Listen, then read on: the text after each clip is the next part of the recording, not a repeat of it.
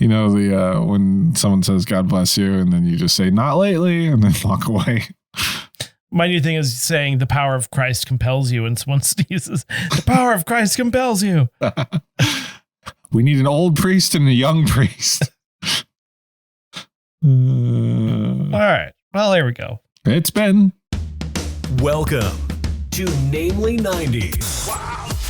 The podcast that takes you back to the time before smartphones, Google, and Y2K. Join your hosts as they relive the pop culture that shaped a generation and the parts that many people wish they could forget. Listen in to the conversation about how the decade defined those who spent their childhood there and how it shaped them as adults. So, turn down the grunge and dial up the internet. Let's get started. It's time for Namely 90s. That's right. You're listening to Namely 90s. My name's Andrew, and over there's Brandon. That's me. You can find us online at namely90s.com or on Instagram and Bluesky at namely90s, the 90s. That's namely90s.bluesky.social. You can also find bsky.social. Yep, I'm getting that. And then you can also find us on YouTube every Monday at youtube.com/@namely90s. And finally, if you'd like to support the show, head over to patreon.com/namely90s, also with a 90s, and get signed up for one of our support levels. Oh, gosh. Boy, that was terrible. My voice is wrong. What? Okay. My voice is all wrong. I don't know. Yeah, it's not like I adjusted in post anyway. Yeah, I know. I sound really terrible. Like the moment, if you forget to put the filters on and I put the episode on, I'm just like, nope. No. Nope. Honestly, horrible. I don't hear it. Oh, I can't get any power behind it. It's like, ugh. Have you tried speaking from the diaphragm? Speaking from the diaphragm.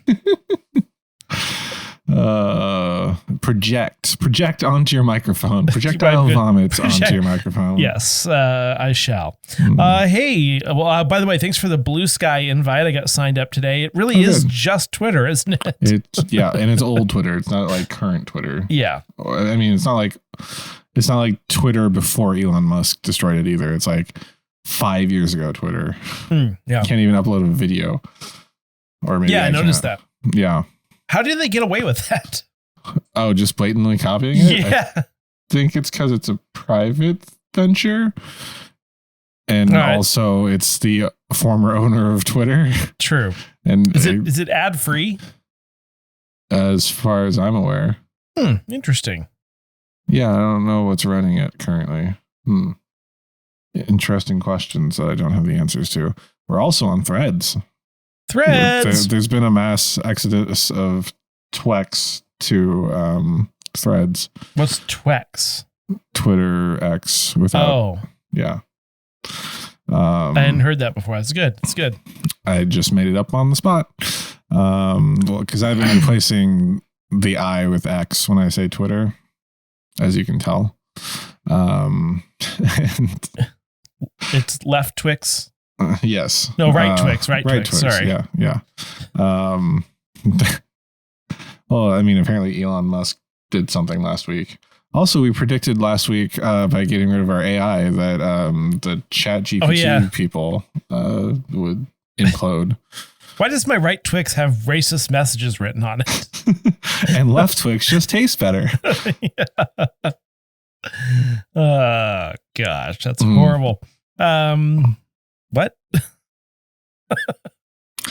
I don't know if I started my timer on the first time you tried going or the second time. We started at 4 minutes on my recording, which means we've been going for 3 minutes now. Okay.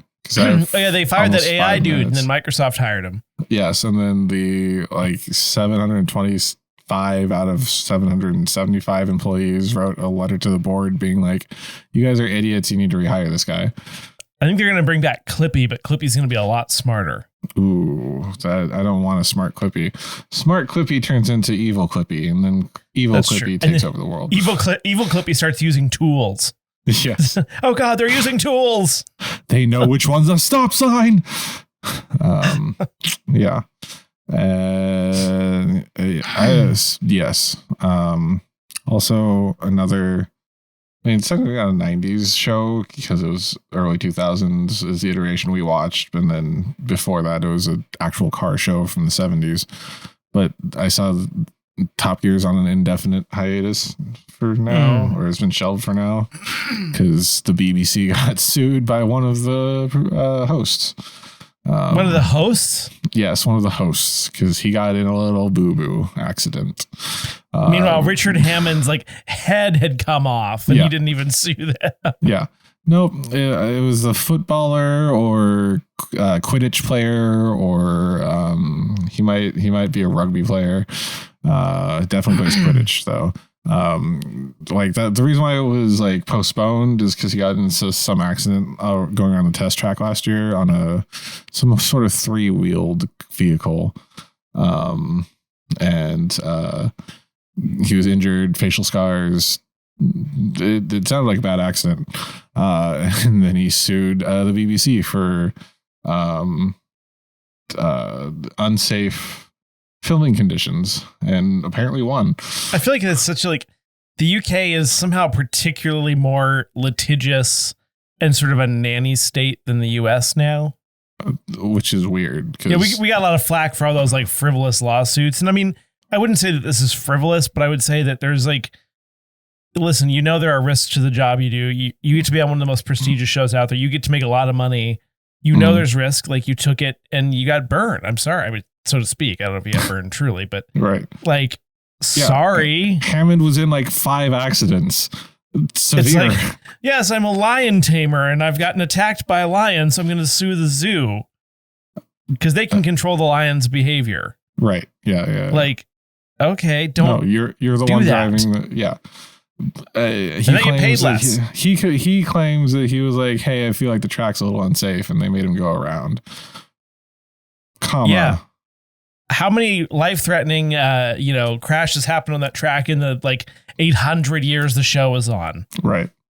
And even even Richard Hammond didn't die on that track or flip a car, which is how it's safe because he flips a car everywhere. He goes down to the shop and flips his car. Yep. So yeah, Top Gear might finally be dead for a short while at the BBC. Maybe they can bring back the old guys. At least we know they won't sue. Right. Yeah, they'll die on camera if we let them. Boy, I do miss Top Gear. Yeah. The thing that sucks about everything. That sounds bad. Wow. Starting this episode off hot. No, just where the hell has time gone? That is my question. That's fair. Everyone's so old. Yeah. So old. We're in our mid-30s. I know, it's freaky. The problem is, we're the age those people were 20 years ago. Yeah. God damn. It's a problem. It's a problem. Yep. Speaking of things from 25 years ago, so I started watching this anime this week, and so it started out, I was just looking for something to watch, and I'm not really into racing anime or car anime or whatever. But I was I have literally nothing else to watch, and it was oh, check out this show called MF Ghost, and I was okay, I'll put it on, and I kind of was interested in it, and I'm okay, this is kind of good. I might like this, and then I'm there's this classic Japanese car racing anime called Initial D, and I'm maybe I would like that too. And then I'm 6 episodes into this MF Ghost thing, and the main character was trained by something Fujiwara. And I'm son of a bitch, that's the main character from the Initial D. So then I was okay, I guess I have to go back and watch this one. And it's actually, I would recommend it. It's really fun. It's street racing, drifting down the slopes. It's what Tokyo Drift should have been.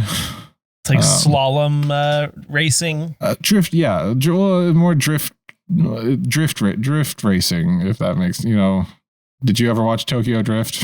I sort of got the drift of it, but no, I did. I think I did see it. Unfortunately, I did read that one of the producers or like animators or something on this show did supervise Tokyo Drift's like drifting sections.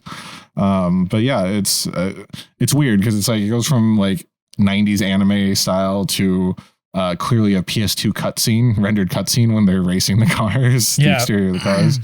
But yeah, it's when it gets to the racing segments, it's like super hyped, and like every song that they play sounds like a DDR song.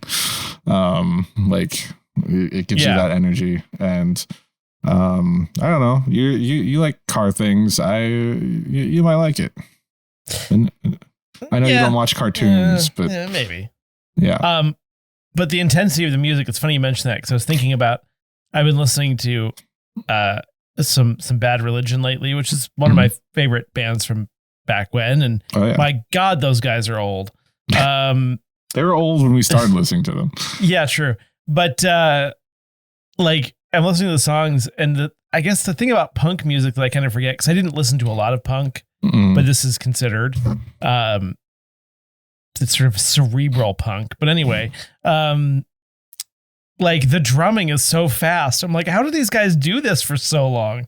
I can't believe, like, if you listen to the actual sort of percussion, it's like ridiculously fast. How is that even possible? I mean, even on like punk pop bands that I listen to, like Blink-182, Green Day, MXPX, their drumming's like fast, and I'm like, how do they make it through a single song, no less an entire concert? I mean, the pace of these Bad Religion songs, they're fast. You know, you're like, geez. But it's just crazy. Like, I can't imagine drumming. I can't even chew gum and walk at the same time. These guys, each foot's doing something different. Each hand's doing something different. Well, who was it? There's like some classic rock band or 80s band that like one of the guys has just like a full circle drum set. Like it's like 6 or 8 drum sets together, and he just like goes all the way around. Yeah. Who was that? I know, that's insane. Right?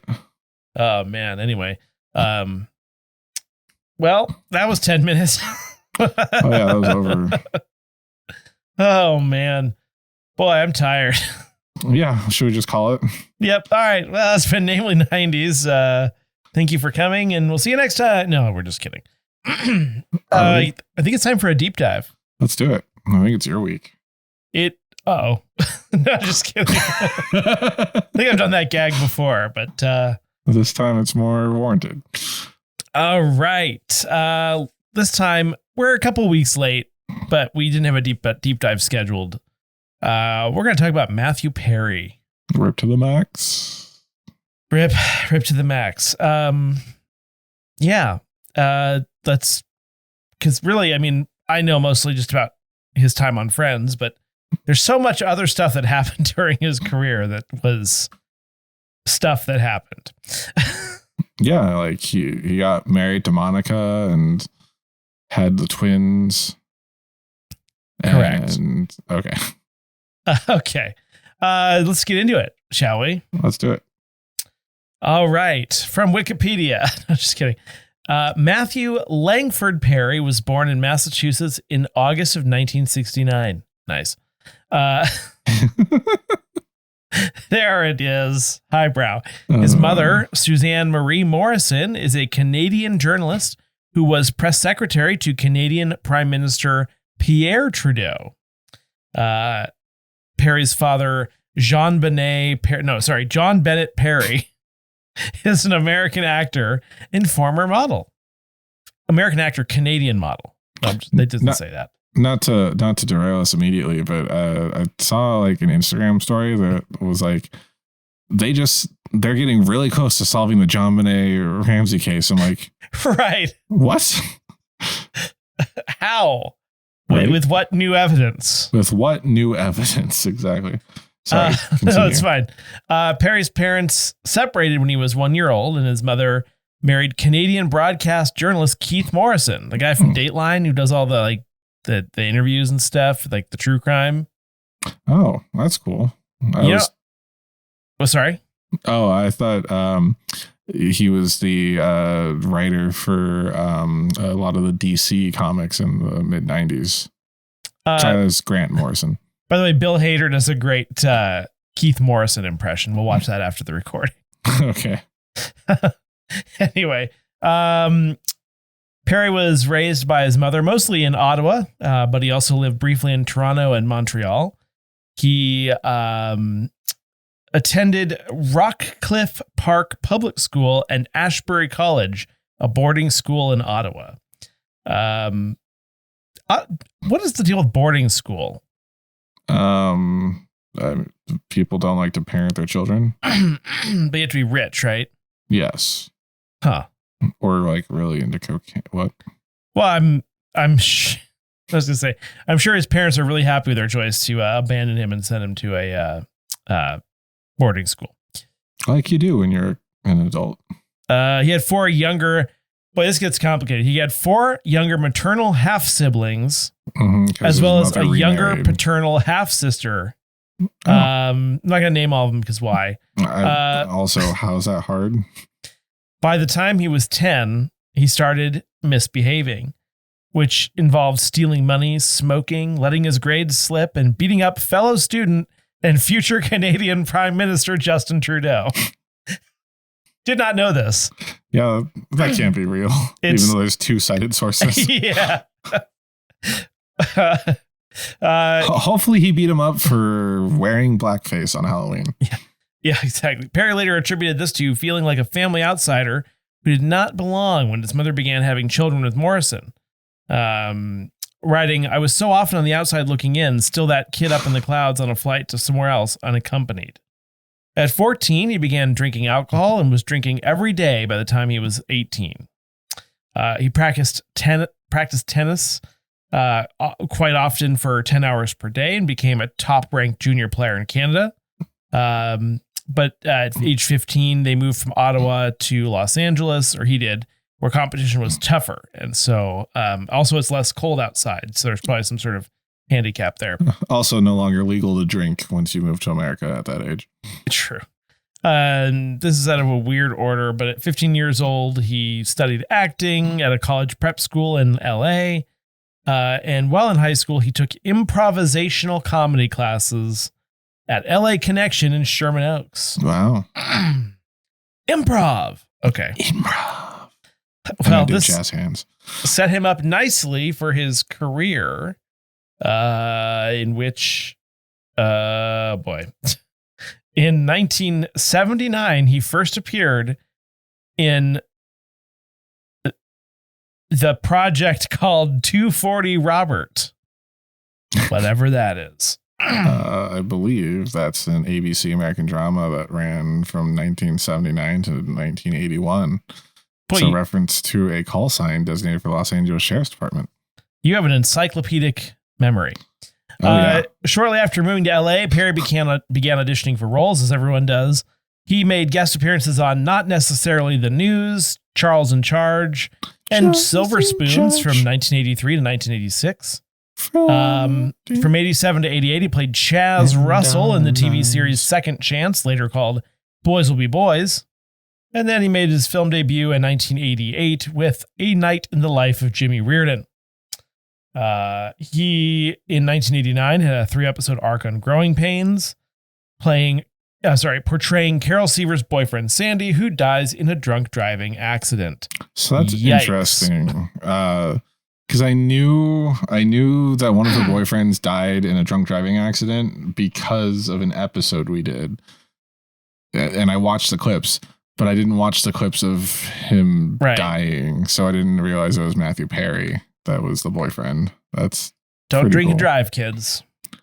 Why did we know that for an episode? Anyway, so he was then cast as a regular on the 1990 CBS sitcom Sydney, playing the younger brother of Valerie Bertinelli's character. Valerie Bertinelli now has a cooking show on Food Network, which I believe has been canceled.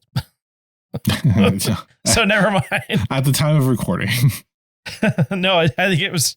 I had my tenses wrong. It's been canceled. Gotcha. In 1991, he made a guest appearance on Beverly Hills 90210 as Roger Azarian. Okay. And he played the starring role in the ABC sitcom Home Free, which aired in 1993, which lasted for 5 minutes, aka 11 aired episodes. March to July. Which is not the worst he would do, it turns out. Oh, no. Sorry, Matt. Can't help it. Rip to the max. We'll go into a couple things here, and then we'll take a break.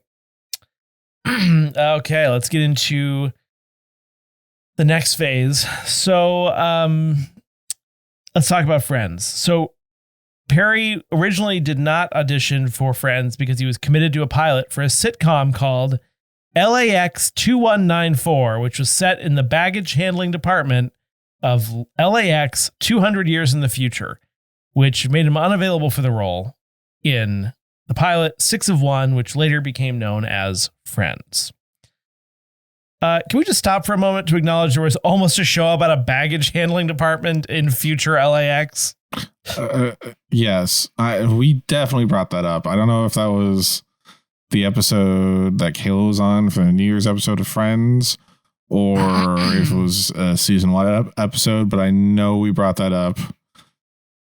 I feel like I swear we brought that up. It's barely even fathomable how bad this would be. I mean, at the time, there was a show about a small airport in Nantucket. Fair enough. Called Wings. I mean,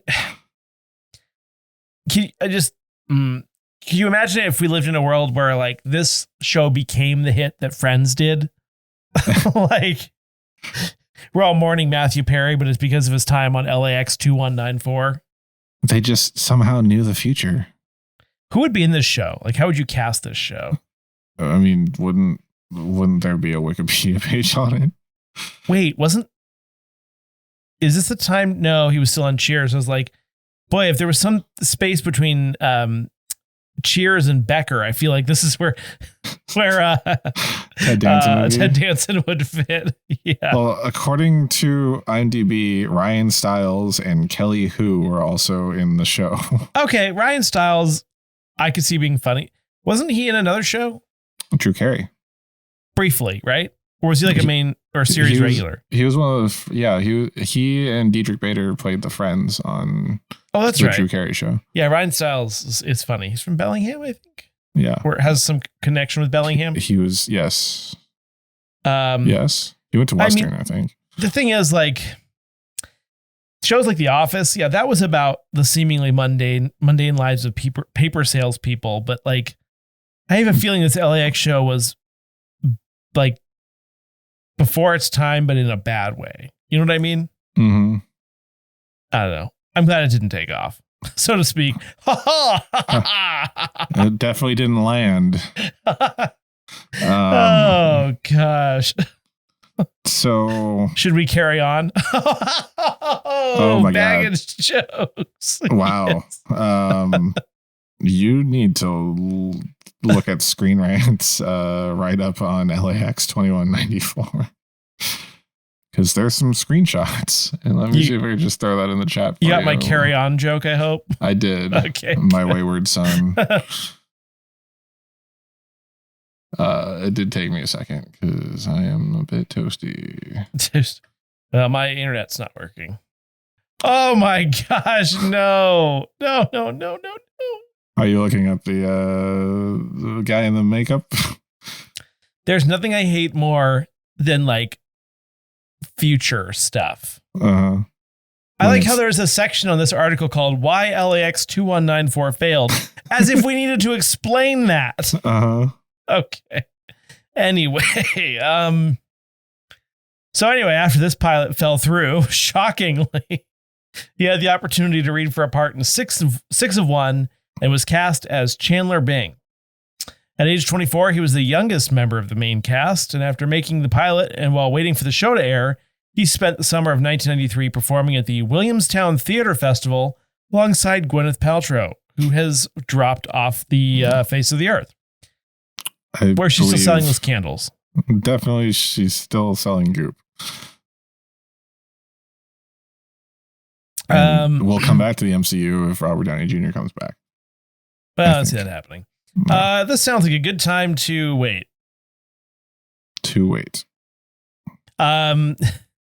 We'll talk about the fate of this new show, Friends, after the break. See, I'm building suspense. I wonder how they do. And now let's go to Brandon for the Namely 90s Minute. Welcome back to Namely 90s Minute. Every week we look back at a culturally relevant show, movie, or piece of pop culture that probably helps stoke the algorithm. This week, in honor of Fargo Season 5, we're looking back at the movie that started it all, Fargo. Fargo is a 1996 dark comedy crime film from the brothers that made The Big Lebowski. The film stars 3 billboards outside Ebbing, Missouri as Police Chief Marge Gunderson, the dad from Jurassic Park 3 as Jerry, How Do You Do Fellow Kids meme as Carl, Dieter Stark from The Lost World Jurassic Park as Gare, and Drew Carey's brother as Norm. Set in 1987, the story revolves around Jerry, an executive sales manager at a Minneapolis car dealership owned by his father-in-law. Jerry is desperate for money, so he plots to have his wife, Jean, kidnapped, and meets with 2 criminals, Carl and Gare, in Fargo, North Dakota to do the job. He gives them a new Oldsmobile Cutlass Sierra and promises them half of the $80,000, which he claims would be the ransom amount. In the meantime, Jerry pitches his father-in-law on a lucrative real estate deal and believes he'll get $7,500,000 from him, so he then tries to call off the kidnapping. Unfortunately, Jerry's father-in-law intends to cut Jerry out of the deal and only offer him a modest finder's fee. The criminals kidnap Jerry's wife anyway and take her out to a remote cabin, but on the way, a state trooper from Brainerd stops them for not displaying a temporary license plate on the new car. The trooper hears the kidnap victim in the back and then is shot by Gare, and he also kills 2 more passerby witnesses. The Brainerd Police Chief Marge Gunderson, who is 7 months pregnant, begins investigating the incident, and eventually it leads her to the dealership Jerry works at, but Jerry tells her no cars are missing from the lot. In light of the other murders, Carl demands Jerry give them all of the $80,000. Jerry tells his father-in-law that the kidnappers have demanded $1 million and will only deal through him, but his father-in-law insists on being the courier of the ransom. They meet in a parking garage, but he refuses to hand over the money without seeing his daughter, so Carl shoots and kills him and a parking attendant, but gets shot as well. Carl leaves the parking lot with the ransom money and heads back to the cabin. On the way, he finds the $1 million in the briefcase, takes out $80,000, and then buries the rest in the snow by the highway. Back at the cabin, Carl finds that Gare killed their captive because she wouldn't be quiet. They decide to split up but have an argument about who takes the car, and Gare ends up killing Carl with an axe. After Marge learns she was lied to by an old high school friend she visited while in Minneapolis, she decides to revisit the car dealership where Jerry nervously tells her there's no car missing, and he then flees, so she puts an APB out on him. She follows her leads out near the kidnapping cabin and finds Gare feeding Carl's body to a wood chipper, so she shoots and arrests him. Jerry also gets arrested outside Bismarck, North Dakota. Marge then returns home to her husband and waits for the birth of her child. And that's Fargo in a Namely 90s Minute. More or less. And now back to the show. So, should we check in and see what the fate of this Friends show was? I was interested. You left me suspenseful. Let's hear about it. Friends was hugely successful, and it made Perry an international celebrity. International. By 2002, he and his co-stars Jennifer Aniston, Courtney Cox, Lisa Kudrow, Matt LeBlanc, and David Schwimmer were making $1 million per episode. And the program earned him an Emmy nomination in 2002 for the Outstanding Lead Actor in a Comedy Series award. Are you saying each Friends episode was $1 million or $6 million at least per? Yes, that is exactly right. Wow. Wonder how much those ads were. Yeah, not cheap. Mm-mm. There's a random episode of ER where David Schwimmer has like a voice-only cameo. I mean, there's an episode of Friends where George Clooney and Noah Wiley. Wow. Thank you. Guested on Friends as themselves as their ER characters, but not. They're like fictionalized versions of their fictionalized selves. Right. Anyway, I've seen George Clooney do a tracheotomy.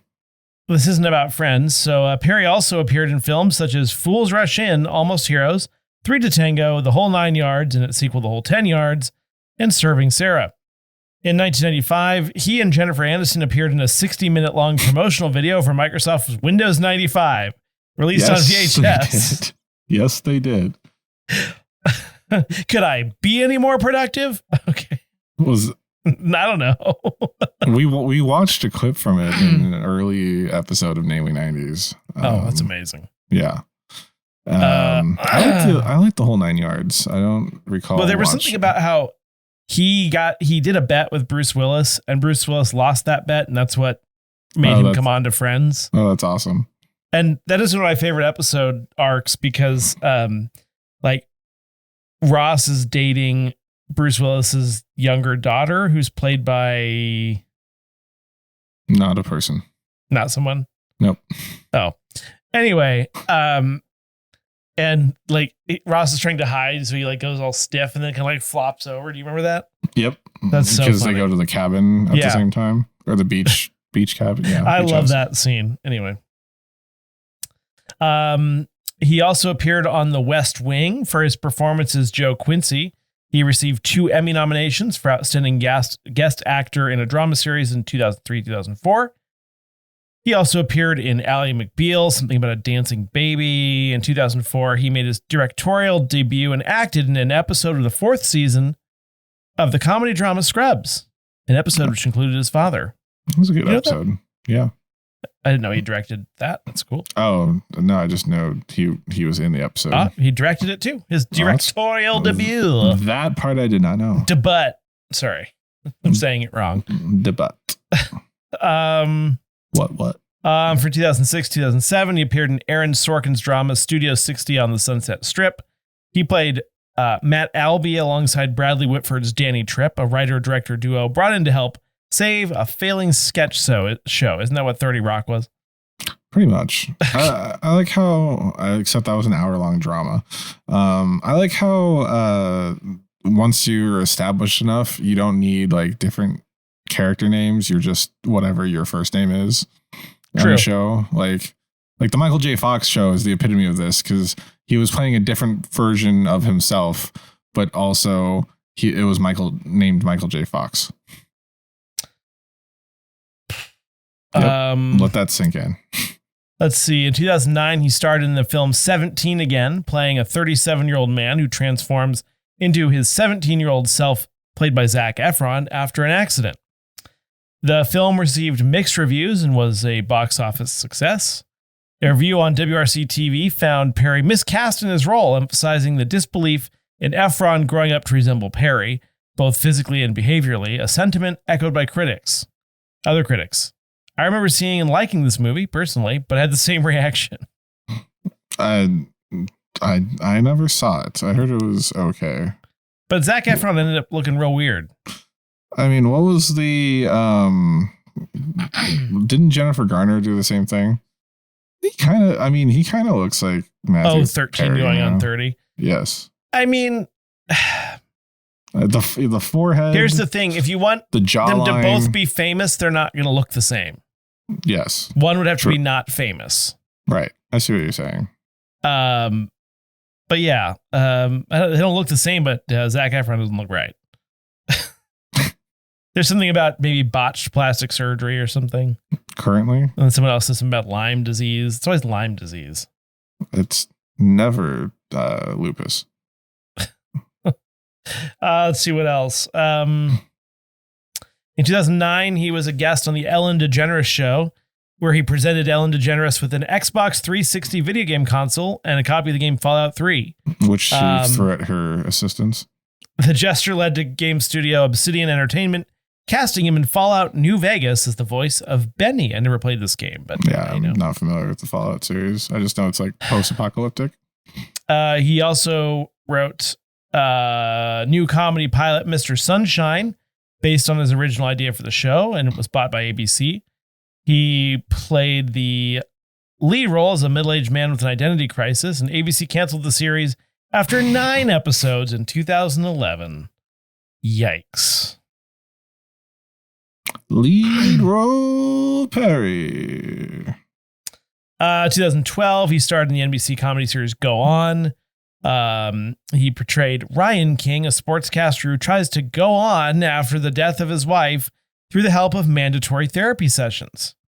In the same year, he guest starred on the CBS drama The Good Wife, starring Juliana Margulies from ER, right? No, that's not that one.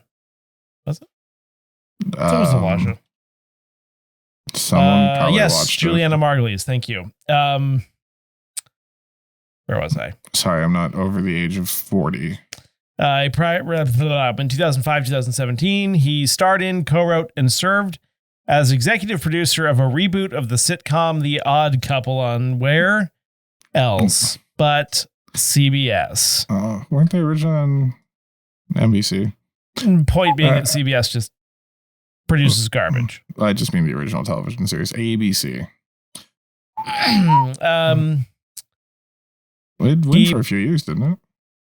2, 3, yeah. Oh. He also played the lead role in the world premiere production of his play The End of Longing, which opened in February 2016 at the Playhouse Theatre in London. Its limited run proved successful despite mixed reviews.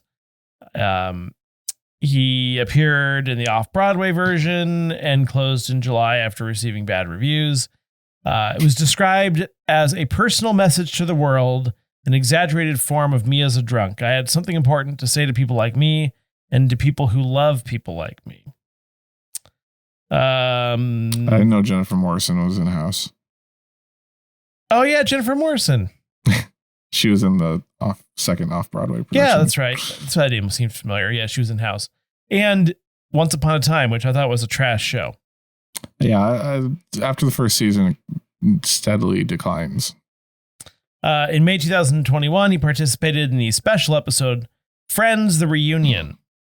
He was meant to have a role in Don't Look Up, but withdrew in 2020 because of CPR-induced broken ribs. He also published a memoir, Friends, Lovers, and the Big Terrible Thing, in October of 2022, which has since become a bestseller on both Amazon and the New York Times charts. The Thing Is My Penis. Wow. What? Now we have to talk about the Big Terrible Thing. Yes, what is the Big Terrible Thing? In his memoirs, he wrote that age 14, he became an alcoholic and became addicted to Vicodin after a jet ski accident in 1997. During the same year, he completed a 28-day rehab program at the Betty Ford Foundation. At time, the lowest his body weight had been was 128 pounds, and he took as many as 55 Vicodin pills per day. In May of 2000, at age 30, he was admitted to the Cedars-Sinai Medical Center with alcohol-induced pancreatitis. He said in 2002 that although he had made an effort not to drink on the set of Friends, he did arrive with extreme hangovers and sometimes would shake or sweat excessively on set, and during the later seasons of the series was frequently drunk or high on set. His castmates made efforts to help him, even staging an intervention, but were ultimately unsuccessful.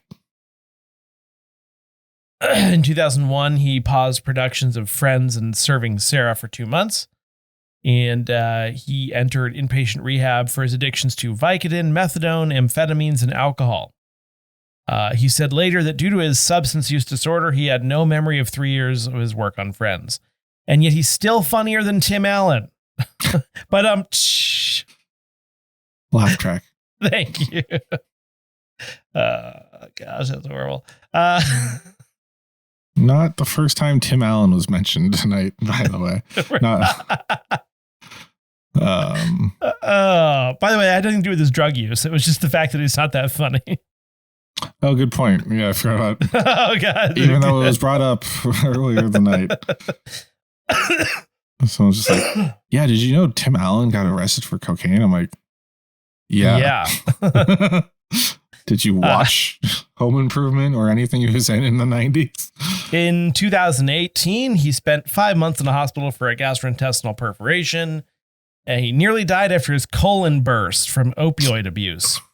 Ooh. He spent 2 weeks in a coma and used a colostomy bag for 9 months. His family was told he had a 2% chance of survival. And at one point was connected to an extracorporeal membrane oxygenation or ECMO machine. And what is an ECMO machine? Basically, they take your blood out, oxygenate it in a machine, and then put it back in your body. Wow, I didn't know that was a thing. Yeah.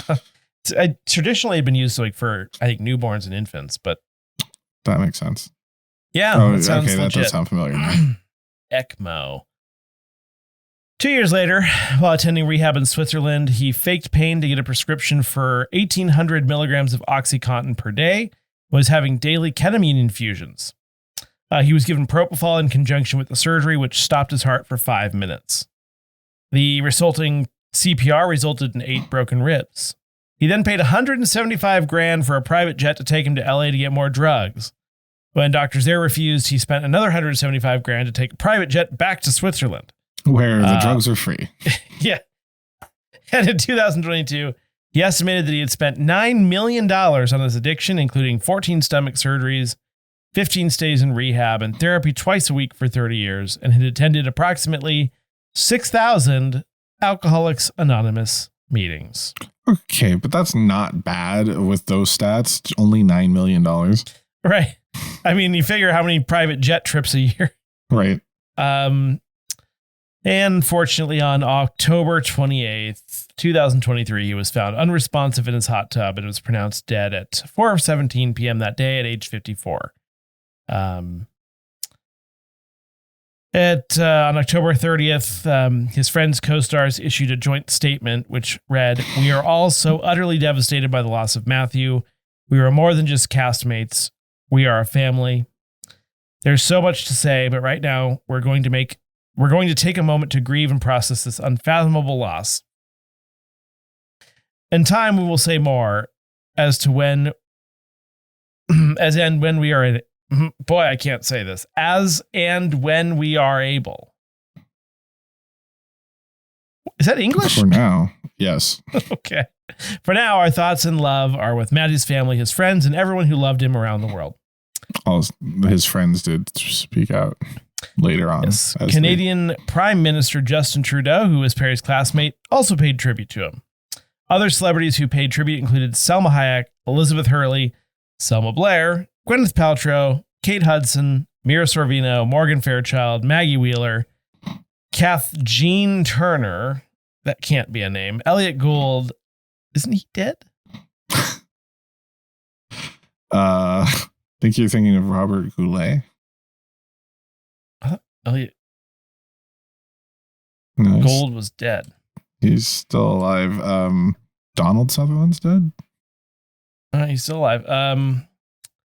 No, I was thinking of the other guy from Reiner, the one from Ocean's 11. Ellen DeGeneres, Adele, Thomas Lennon, Bradley Whitford, Hank Azaria, Valerie Bertinelli, Michael Rappaport, John Stamos, Viola Davis, Natasha Henstridge, Brooke Shields, Alyssa Milano, Charlie Puth, Lauren Graham, and Sarah Paulson, to name just a few. It's a lot of people. Yeah. Even the guy that kicked his ass, still. Justin I was wondering why there was a Justin Trudeau. I was like, wow, Canadian government's really into Friends. Not to step on your toes, but I'm pretty sure Courtney Cox had a statement released in the last few weeks, and Lisa Kudrow. Yeah, they all said something finally. Yeah. All right. BuzzFeed quiz. Was that the okay? Sure. Listen. I phoned this one in a bit. But sure. Your last one of the year. It's fine. They got a lot going on these days, you know? That's true. All right, we're going to take a BuzzFeed quiz. It's called Chandler Bing has the most iconic lines in Friends, but I want to know if you can finish any of them. Is this a versus or is this a co-op? It can be a co-op. All right. Also, why is the first Central Perk open in Boston? Because it's Central Perk where everyone knows your name. Wow, breaking news. Sam Altman returns to OpenAI in a bizarre reversal of fortunes. Wait, is that? That's literally what my phone just said. That's funny. Wow. Breaking news from Namely 90s. Well. Next week. Yeah. When this drops on Monday. Yeah. 6 days later, when you hear this, listeners, could there be you heard it here first. A more iconic sitcom character than Chandler Bing himself? Lucy from I Love Lucy. All right.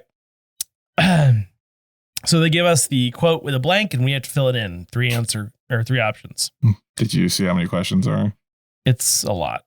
Let's just go quick.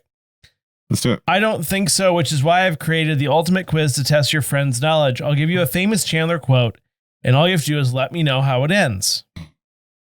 The first one is, hi, I'm Chandler. I make jokes when I'm blank. Is it bored, uncomfortable, or nervous? I think it's uncomfortable. I agree. Final answer. Let's do it. Correctamundo. Next one. I'm not great at the advice. Can I interest you in a blank? Is it therapy session, moment of silence, or sarcastic comment? I believe it's sarcastic comment. I agree. This is easy, I guess. Let's see where it goes. I'm glad we're having a rehearsal dinner, blank. I rarely practice my meals before I eat. I don't want to make a fool of myself, and it's not like I've been eating my whole life. I think it's the first one. I do too. I think the third one is like a joke from the Big Bang Theory. Yeah, Sheldon says it. By the way, thank God Young Sheldon is canceled. Too bad it's got enough episodes to go into syndication. Yeah. Weirdly enough, Johnny Galecki also came up earlier tonight. He plays not Sheldon on Big Bang Theory. Okay, you have to stop the Q-tip when there's blank. Is it pain, resistance, or a blockage? I honestly don't remember this. I think it's resistance. I want to say resistance as well. We Yay! got it. Because, Phoebe, sometimes after you sleep with someone, you have to blank. Is it avoid commitment, never call them back, or kill a fish?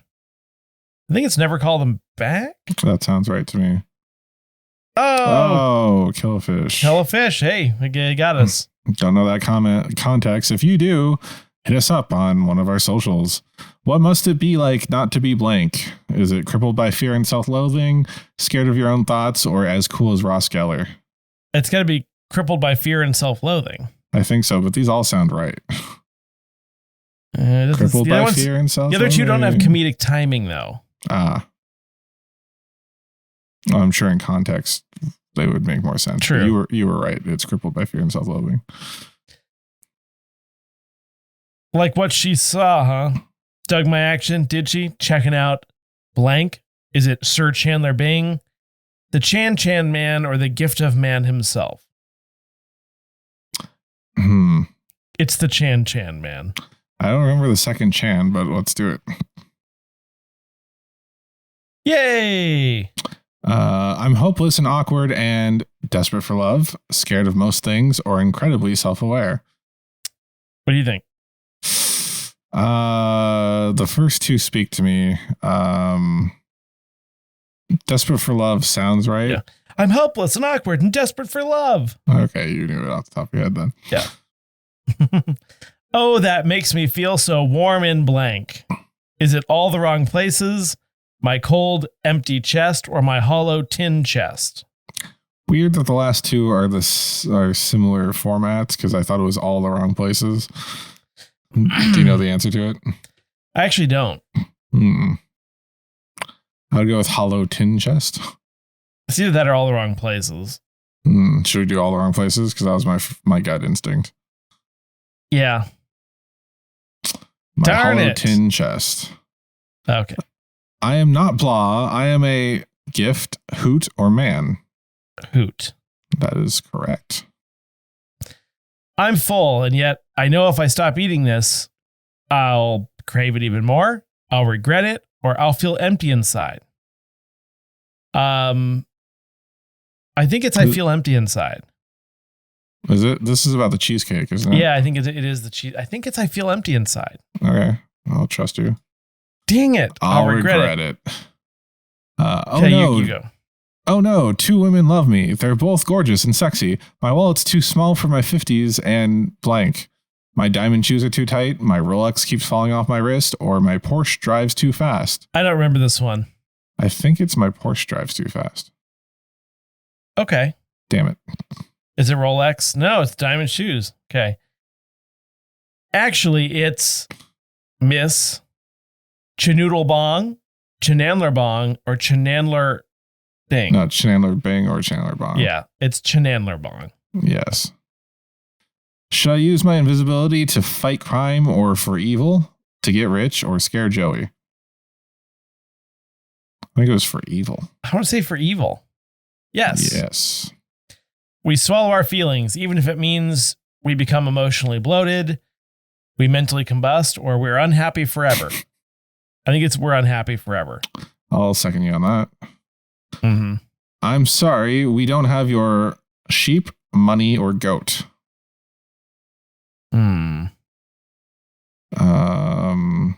I want to say goat. I want to say goat. I don't know why. It's sheep. They say that you're high maintenance, but it's okay because my laid back approach cancels that out. I like maintaining you, or you're costume. Sorry. It was a little Bo Peep costume. Okay. Yeah. They can say that you're high maintenance, but it's okay because my laid back approach cancels that out. I like maintaining you, or you're worth it. Don't know. Oh, this is about Monica. You're worth it, right? It's either you're worth it or I like maintaining you.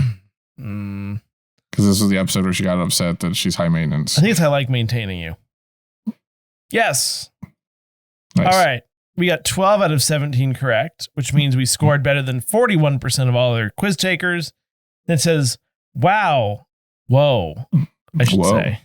Okay, you're a certified friends expert. Could you be any more impressive? I hate the person who made this. Can you hate? Nope, can't. Can you be any more hateful of the person who made this? There we go. No. All right. That was pretty much it. So there's that. Any final thoughts on Matthew Perry? Oh, it's just sad. But anyone who said it's unfathomable, it's like, not really. I mean, unfortunate, but I didn't realize, he didn't get the help he needed sooner, rather, because he went into rehab during Friends, right? At some point, right? I know it's not a quick fix or an easy fix, but I didn't think he kept going hard, but it seemed like he did keep going hard for some time. Yeah, I would just say that his death was in fact fathomable. Indeed, and very sad, but still sad and a great loss. And that's it for this week's deep dive edition of Namely 90s. And we can find new episodes out every Monday. Join us next week for a variety show. And you can find us on Instagram and Bluesky at Namely90s with 90s and tell us what you want us to talk about on future deep dive episodes. There's one left for the year, so tell me what you want to hear about. If you'd like to support the show, please check out our Patreon at patreon.com/Namely90s, also with 90s. And you can find us on our website, Namely90s.com, but not really. Please subscribe to us on Apple Podcasts, Google Podcasts, Spotify, YouTube, Audible, Friends, TuneIn, iHeart, Good Pods, and wherever you get your podcasts from. I'm Brandon, that's Andrew, and we'll catch you next time.